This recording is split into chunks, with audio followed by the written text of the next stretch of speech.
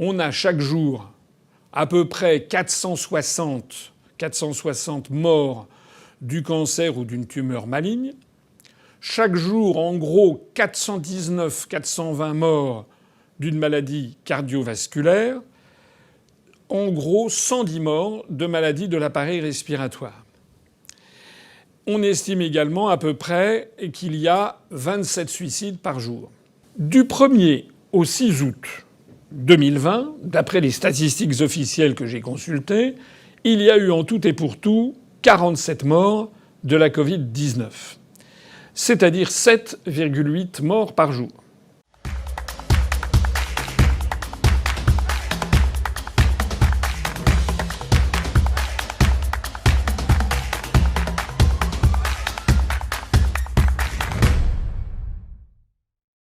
Mes chers compatriotes, je voudrais aborder avec vous, à votre demande, parce que je reçois beaucoup de demandes dans cette direction, la question de la situation de la pandémie de Covid-19 en France. Et beaucoup d'internautes nous écrivent pour me demander qu'est-ce que je pense de cette affaire des masques, du reconfinement, de la deuxième vague, etc., etc. Alors, la première chose que je note, d'ailleurs, c'est qu'on a l'impression que beaucoup de responsables politiques se sont mis au vert et se sont carapatés. On n'entend plus beaucoup de monde s'exprimer sur la question. En tout cas, enfin moi, je n'en ai pas vu. Ça n'est pas pareil que c'était le cas il y a 3 mois. On n'entend plus beaucoup non plus parler, même si il fait de temps en temps une vidéo, on entend en tout cas beaucoup moins parler le professeur Raoult. On a vu en revanche d'autres personnes prendre la parole, d'autres médecins. Alors, la question, pourquoi est-ce qu'il y a cette fuite des responsables politiques? C'est parce qu'en fait, on est dans une situation où plus personne ne comprend plus rien du tout.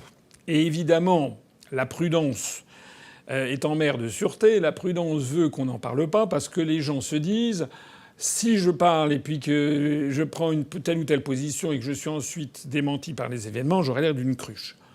Alors, moi, ce n'est pas mon style. Hein. Je vais pas me taire dans ce genre de perspective. Non, ce que je voudrais simplement, je vais faire le point puisque les gens me demandent de faire le point. Et je vais dire aussi la vérité, c'est-à-dire qu'il y a des choses que je suis comme tout le monde, je ne sais pas.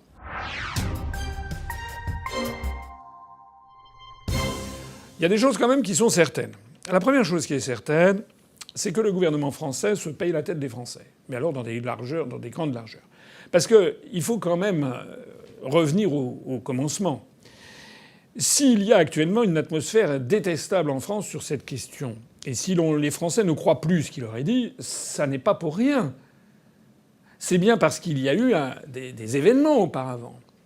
Et je dois rappeler ici, parce que les gens auraient un peu tendance peut-être à l'oublier, que le gouvernement français, en janvier et février de cette année, nous a expliqué sur tous les tons, d'abord au mois de décembre-janvier, qu'il n'y aurait pas du tout d'épidémie, que ça n'arriverait jamais en France. En termes de risque pour la France, des analyses de risque d'importation sont modélisées régulièrement par les équipes de recherche. Le risque d'importation de cas depuis Wuhan est modéré. Il est maintenant pratiquement nul puisque la ville, vous le savez, est isolée.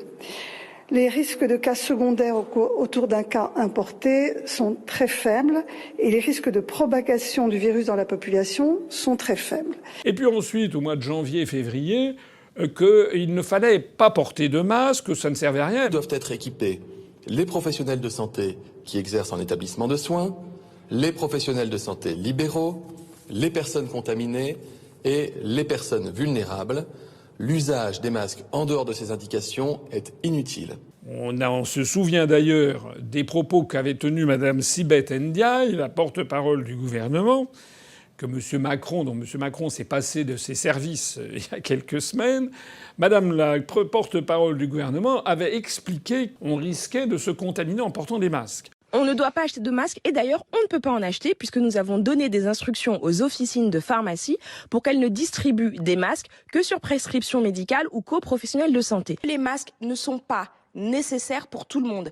Et vous savez quoi? Moi, je sais pas utiliser un masque. Je pourrais dire, je suis ministre, je me mets un masque. Mais en fait, je sais pas l'utiliser parce que l'utilisation d'un masque, ce sont des gestes techniques précis. Sinon, on se gratte le nez sous le masque, en fait, on a du virus sur les mains. Sinon, on a une utilisation qui n'est pas bonne et ça peut être même contre-productif. En fait, tout ça, c'était pour dire que il n'y avait pas de masques en France, qu'on ne s'était pas approvisionné, que le gouvernement avait fait preuve d'une impéritie, d'un manque de prospective et de clairvoyance absolument scandaleux. Et donc, faisant contre mauvaise fortune bon cœur, eh bien, il essayait de nous expliquer que ça ne servait à rien de porter un masque. C'est pas vrai. Porter des masques, ça sert. La meilleure preuve, c'est que des pays entiers en Extrême-Orient, comme le Japon, la Corée, la Chine, Taïwan, etc., portent des masques depuis des décennies lorsqu'il y a des épidémies, et donc ils ont bien constaté que ça pouvait avoir un effet. Mais les Français, eux, on leur a expliqué que avoir des masques, ça ne servait à rien. Et maintenant, on leur explique tout le contraire.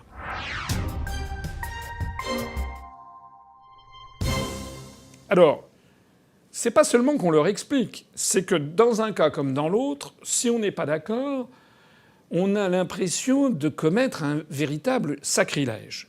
Et c'est là le problème que pose cette affaire de coronavirus, en fait, c'est que toute cette affaire de pandémie a été politisée à outrance, de telle sorte que l'on a l'impression que soit vous acceptez benoîtement tout ce que vous dit le gouvernement à tout instant. À ce moment-là, ça va, vous avez franchi les contrôles, vous avez montré votre papier d'identité, tout va bien. Soit vous posez des questions, parce que vous avez quand même un esprit critique, et c'est bien d'avoir de l'esprit critique. Les Français n'en sont pas démunis, d'ailleurs.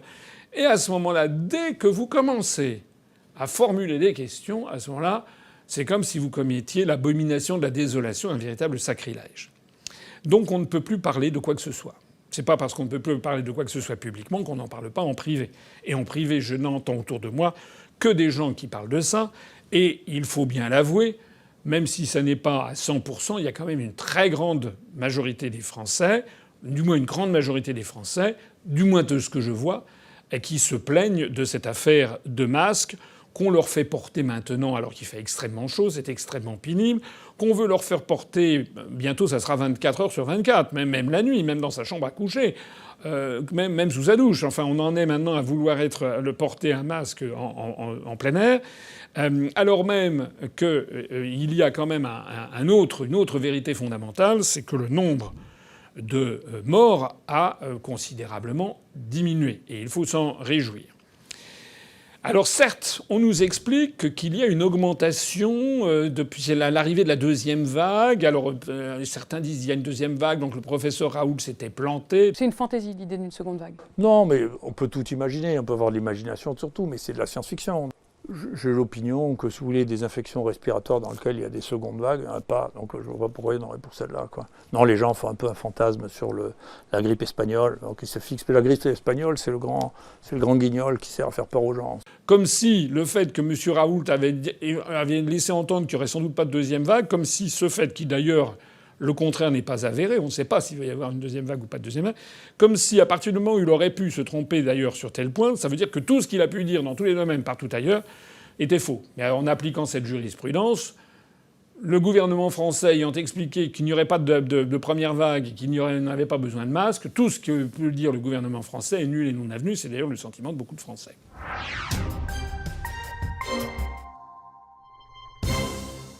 Je voudrais revenir sur des chiffres qui me paraissent importants parce qu'on a tendance à les perdre de vue. En France, chaque année, il y a à peu près 610 000 morts par an. Depuis plusieurs années, c'est un taux assez stable.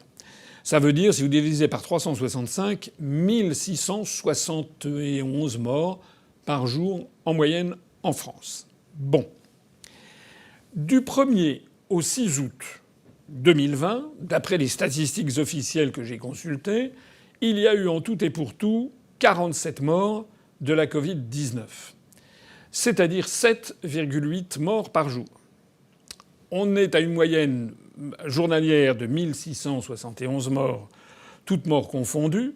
On a 7,8 morts par la Covid-19. Ça veut dire que le nombre de morts représente 0,5% du nombre de morts quotidiens. Ça veut dire que, statistiquement, chaque jour, 99,5% des gens qui décèdent, hélas, chaque jour en France, meurent d'autre chose que de la Covid-19. Et alors, pour avoir les idées, les grandes idées, d'après les statistiques que j'ai pu trouver, on a chaque jour à peu près 460 morts du cancer ou d'une tumeur maligne. Chaque jour, en gros, 419-420 morts d'une maladie cardiovasculaire. En gros, 110 morts de maladies de l'appareil respiratoire. On estime également à peu près qu'il y a 27 suicides par jour. Alors ça veut dire qu'avec l'actuel taux de mortalité de la Covid-19, avec 7,8 morts par jour de la Covid-19 en ce mois d'août, eh bien, si on rapporte ça par exemple aux 110 morts journaliers de maladies de l'appareil respiratoire, ça veut dire que le nombre de personnes qui meurent d'une maladie respiratoire en France, il y en a à peu près 6% d'entre eux qui meurent de la Covid-19. Donc 94% qui meurent d'autre chose. C'est ce qui a permis d'ailleurs au professeur Raoult, j'ai vu ça il y a quelques jours, de dire que finalement la Covid-19 était finalement la moins grave des maladies respiratoires. On peut dire que la forme actuelle, dans les circonstances dans lesquelles on est, pareil, on continue à diagnostiquer les gens, à les traiter, et à un niveau de gravité dans la population observée qui est une des plus basses de toutes les infections respiratoires. Donc je ne suis pas particulièrement inquiet par cette situation. Je note également que 7,8 morts de la Covid-19, c'est évidemment beaucoup trop, mais c'est quand même vraiment, ça ne fait que 2% des morts quotidiens du cancer. Et à peu près un peu plus à peu près moins de 2% des morts quotidiens du cancer et à peu près 2% des morts quotidiens des maladies cardiovasculaires. Et puis ça veut dire aussi, puisqu'il y a 27 suicides par jour, qu'il y a à peu près chaque jour 3 fois plus de personnes qui se suicident que de gens qui meurent de la Covid-19. Il y a également plus de morts sur la route, puisqu'on est à peu près sur une moyenne de 3500, 3600 morts sur la route en France. Ça veut donc dire une dizaine de morts sur la route par jour. Alors, cette comptabilité macabre n'est pas très agréable à évoquer, mais elle permet quand même de replacer en perspective les choses. Parce que il y a quelque chose qui a de quoi rendre nos compatriotes complètement neurasthéniques, pour ne pas dire fous furieux, c'est que matin, midi et soir et la nuit, à tout instant, on ne parle plus que de la Covid-19. C'est quand même un peu lourd. Un peu lourd. C'est important que l'on en parle parce que c'est une maladie contagieuse. Mais enfin, quand on voit qu'il y a le nombre de morts du cancer, de maladies cardiovasculaires par exemple, où sont les politiques publiques contre le cancer ou contre les maladies cardiovasculaires ? Si on parlait un tout petit peu moins par moment de la Covid-19 et qu'on parlait un tout petit peu plus, par exemple, des éléments cancérogènes ou des technologies cancérogènes, parce qu'il y a aussi à s'intéresser à ça, également sur les maladies cardiovasculaires, la malbouffe et ce genre de choses, pourquoi est-ce que l'on oblige les gens à porter, par exemple, un masque que beaucoup de Français comparent maintenant à une muselière pour ne pas se communiquer leur miasme, mais qu'en revanche, on laisse en vente libre, si j'ose dire, les fast-foods qui sont extraordinairement malsains. Et tout le monde le sait. Il y a même d'ailleurs une réglementation. Vous savez, quand vous allez dans un fast-food, il y a marqué maintenant les restaurants rapides, pour parler en français, et qu'il faut manger au moins 5 légumes par jour et 5 fruits et légumes par jour différents, 5 ou 6, et qu'il faut ne pas trop saler, ne pas trop manger de choses avec de l'huile, et puis faire du sport. Bon, voilà.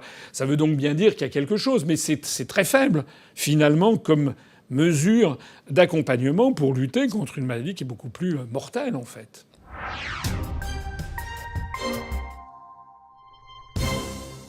Ce que je voudrais dire aussi, c'est que moi je raisonne comme tous les Français.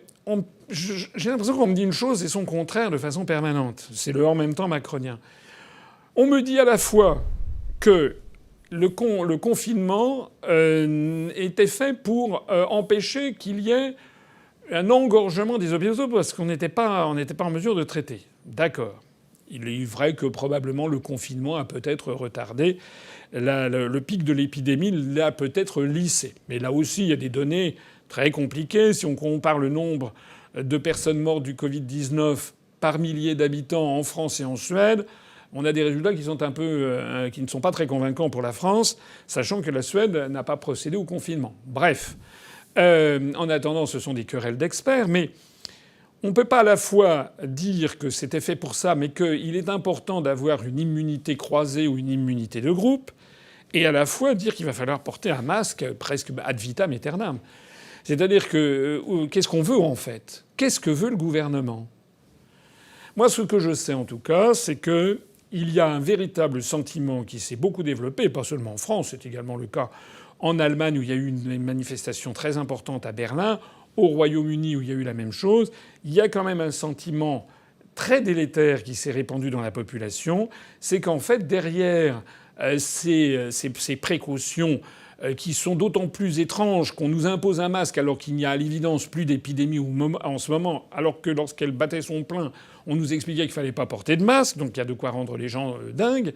Mais maintenant, il y a ce sentiment quand même qu'on s'attaque d'une façon ou d'une autre aux libertés publiques. Alors, je sais bien qu'en disant cela, je ne règle pas le problème, parce que c'est vrai aussi qu'il n'est pas exclu qu'il puisse y avoir un redéveloppement de la maladie à un autre moment, on n'en sait rien.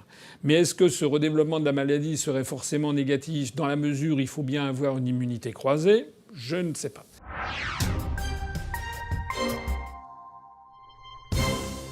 Il y a également derrière tout ça l'arrière-pensée des médicaments et des vaccins. Et de ce point de vue-là, les Français ont pu mesurer le deux poids deux mesures absolument scandaleux qui existe entre le traitement officiel du remdesivir et le traitement de l'hydroxychloroquine. Puisque l'on a vu que l'Union européenne a décidé dans sa grande sagesse d'acheter 62 millions de doses de remdesivir. Ce remdesivir qui est ce médicament fait par le fameux laboratoire Gilead américain, qui n'a fait la preuve d'absolument pratiquement d'aucune efficacité, sauf éventuellement de raccourcir un peu la durée d'hospitalisation. C'est pas un avantage extraordinaire. En revanche, il a prouvé sa nocivité avec des effets secondaires qui peuvent être très nocifs chez certains patients. Et d'un seul coup, ça, on trouve ça formidable, alors que l'hydroxychloroquine continue à être l'objet d'un tabou de nature purement politique. Et derrière la politique, on imagine qu'il y a une histoire de gros sous, voire pire. À cet égard d'ailleurs, je signale que des études sont sorties récemment, certaines pour vanter les mérites du remdesivir, d'autres pour vanter les mérites de l'hydroxychloroquine, mais je note quand même que le site France Soir s'est fait désormais une spécialité d'être un petit peu à la recherche d'informations décapantes et favorables à l'hydroxychloroquine. En attendant, j'ai vu dans France Soir une étude qui expliquait que selon je ne sais plus quelle université, il y a une étude très sérieuse avait montré que l'hydroxychloroquine était efficace, avait une forte efficacité à titre prophylactique, c'est-à-dire avant d'être contaminé, voire dans les tout premiers jours. Et il y avait une décroissance très très forte entre le premier, deuxième, troisième et quatrième jour, entre, je crois, quelque chose comme 75% et 15% d'efficacité en 4 jours. Si tel est le cas, ça ne ferait que confirmer le gros dossier que j'avais consacré à ce sujet au mois d'avril dernier, à partir d'études que j'avais découvertes à la Bibliothèque nationale des États-Unis, qui montraient que dès les années 2005, 2006, 2007, eh bien, des études avaient montré que l'hydroxychloroquine était efficace in vitro, contre le premier SRAS, le SRAS-CoV-1, le premier coronavirus, et à condition qu'il soit pris à titre prophylactique ou dans les tout premiers jours. Je vous renvoie à ce gros dossier qu'on a transmis un peu partout, qui n'a suscité aucun commentaire, mais aucune critique d'ailleurs, puisque c'était un dossier totalement factuel sur l'état de la science tel que tout le monde pouvait se le procurer. Et puis alors il y a un deuxième article qui est sorti, qui est très important, qu'a mis en valeur le professeur Raoult. C'est une étude qui a été faite par Harvey Risch, qui est un professeur d'épidémiologie à l'université américaine de Yale. C'est le summum quasiment de la recherche aux États-Unis. Ce professeur Harvey Risch a fait un article scientifique pour soutenir à fond, en réalité, l'hydroxychloroquine administrée avec de l'azithromycine et du zinc, et toujours de la même façon en l'administrant à titre prophylactique ou pendant les tout premiers jours. Et ce qui est très intéressant chez ce professeur américain, qui encore une fois est une sommité en la matière, c'est qu'il attire l'attention sur 3 éléments très très dommageables. Le premier, c'est que ce débat est devenu un débat impossible en Europe occidentale et aux États-Unis par la politisation. C'est pas le cas en Afrique, dans le monde arabe ou dans d'autres pays où, en revanche, les esprits sont beaucoup plus libres. On voit bien donc que c'est dans le monde de l'Amérique du Nord et de l'Union européenne que c'est devenu un débat quasiment impossible. Ça veut donc bien dire qu'il y a des forces derrière qui empêchent d'avoir un débat libre et serein comme ce devrait être le cas en matière scientifique. Donc ce professeur Harvey Risch signale premièrement que c'est extrêmement grave que ce débat soit un débat politique. Deuxièmement, il souligne que l'hydroxychloroquine, dans les études qui ont été faites, et que certaines études hostiles à l'hydroxychloroquine qui ont été faites, systématiquement, l'hydroxychloroquine a été utilisée d'une façon qui n'est pas celle dont on doit l'utiliser. C'est-à-dire que ce médicament doit être utilisé, c'est la troisième fois que je le dis, à titre prophylactique ou dans les tout premiers jours. Et rappelez-vous, en France, M. Olivier Véran, ministre de la Santé, avait demandé que ça soit administré dans les derniers jours de quelqu'un qui était quasiment en phase terminale de la Covid-19. C'est-à-dire vraiment, si on avait voulu prouver que ça ne servait à rien, on ne pouvait pas faire autrement. C'est ce que dit le professeur Harvey Risch dans son texte. Et puis, et enfin, troisièmement, que souligne le professeur Harvey Risch, c'est que il dit la Food and Drug Administration, c'est-à-dire les administrations de la santé aux États-Unis, mais dans les autres pays occidentaux, ont souligné les effets nocifs de l'hydroxychloroquine, c'est exact, mais l'hydroxychloroquine est un médicament qui a été utilisé par des dizaines et des dizaines et des centaines de millions de personnes, et que statistiquement, c'est normal que l'on trouve ce genre d'effet. Personne d'ailleurs n'a comparé la dangerosité sur le même échantillon, mettons, de 10 000 personnes, de l'hydroxychloroquine d'un côté et du remdesivir de l'autre. Et aussi, ça n'a pas été fait, c'est parce que les conclusions seraient d'ailleurs catastrophiques. Il faut bien voir ce que c'est qu'un échantillon. Et je terminerai par cela. La question, c'est que on dit qu'actuellement, le nombre de personnes hospitalisées en France redémarre et que le nombre de morts redémarrait. On a vu notamment aux États-Unis. C'est possible aux États-Unis. Et s'agissant de la France, le fait qu'il y ait plus de gens qui soient maintenant atteints du coronavirus, ça n'est pas forcément que l'épidémie redémarre, c'est surtout que désormais, il y a des tests à large échelle qui sont administrés gratuitement en France et notamment en province. J'étais il n'y a pas très longtemps dans le centre de la France, dans la Nièvre, et je m'entretenais avec quelqu'un que je connais un tout petit peu et qui me disait qu'il avait son cousin qui travaillait dans un hôpital de la région où il faisait beaucoup de tests. Et il m'a dit on en cherche désespérément. On a testé 450 personnes, il y en avait 0. Et donc on cherche absolument quelqu'un qui soit positif au test sur le coronavirus. Alors c'est vrai que si maintenant on fait des tests sur des dizaines, voire des centaines de milliers de personnes, il va forcément le nombre de personnes qui vont être déclarées comme ayant le coronavirus sera plus important que du temps où on testait très peu de monde. Voilà l'état de la question. En conclusion, les Français ont besoin que le gouvernement soit beaucoup plus professionnel et beaucoup plus clair. La première chose que le gouvernement devrait dire et faire, c'est déjà de présenter ses excuses aux Français en disant on n'avait pas de masque en janvier-février, on a dit qu'il n'y avait pas besoin d'en porter, on a même déconseillé par le porte-parole officiel du président de la République, Mme Sibeth Ndiaye, d'en porter en disant que c'était très dangereux. Donc nous nous sommes trompés. C'est ça que devrait dire le gouvernement. À partir de ce moment-là, les Français diront ah bah tiens, s'il reconnaît qu'il s'est trompé, on va peut-être maintenant, c'est qu'il est honnête, on va peut-être maintenant un petit peu plus croire ce qu'il dit. Mais pas du tout. On n'a toujours pas eu la moindre excuse et ce sont les mêmes qui maintenant nous expliquent qu'on est barbe bleue si on ne met pas un masque. Ça, c'est le premier point. La deuxième chose, c'est que le gouvernement devrait aussi clarifier des choses qui sont complètement incohérentes et incompréhensibles pour le grand public. Parce que je n'ai pas rêvé, vous l'avez entendu comme moi, nous avons quitté, il y avait un état d'urgence sanitaire qui avait été proclamé. Cet état d'urgence sanitaire a été levé le 11 juillet. À partir du moment où on lève l'état d'urgence sanitaire le 11 juillet, à partir du moment où on voit que dans la presse ou sur les sites internet spécialisés, que même si l'on évoque une remontée peut-être de quelques cas, mais sujet au phénomène de la grandeur des échantillons, on voit bien que la grande vague de l'épidémie est passée pour l'instant. Donc, La grande vague de l'épidémie est passée. Le nombre de décès du Covid-19 est marginal par rapport au nombre de décès quotidiens en France. L'état d'urgence sanitaire a été aboli. Et c'est maintenant qu'on nous explique que jour après jour, on voit des élus locaux à Nice, à Paris, Madame Hidalgo, ou dans la petite couronne, on veut imposer de plus en plus de masques aux Français. Donc il faut que le gouvernement s'explique.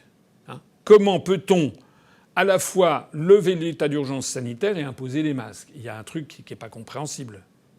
Voilà. Il y a un truc qui n'est pas compréhensible non plus dans le fait de dire qu'il ne faut pas qu'il y ait des attroupements, et puis le ministère de la Culture dit à partir du 15 août, on va autoriser des attroupements de plus de 5000 personnes.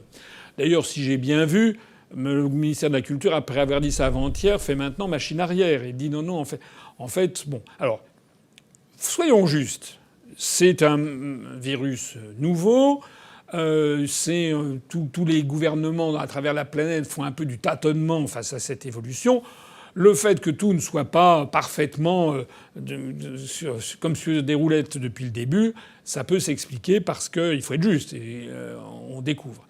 Mais là où le gouvernement, à mon avis, a failli et failli, c'est qu'il prend des mesures de plus en plus attentatoires aux libertés publiques, sans soutien populaire et sur des justifications scientifiques qui restent quand même extrêmement douteuses. Voilà ce que je voulais vous dire. Le reste, on va tous suivre l'évolution de la situation. Vive la République et vive la France.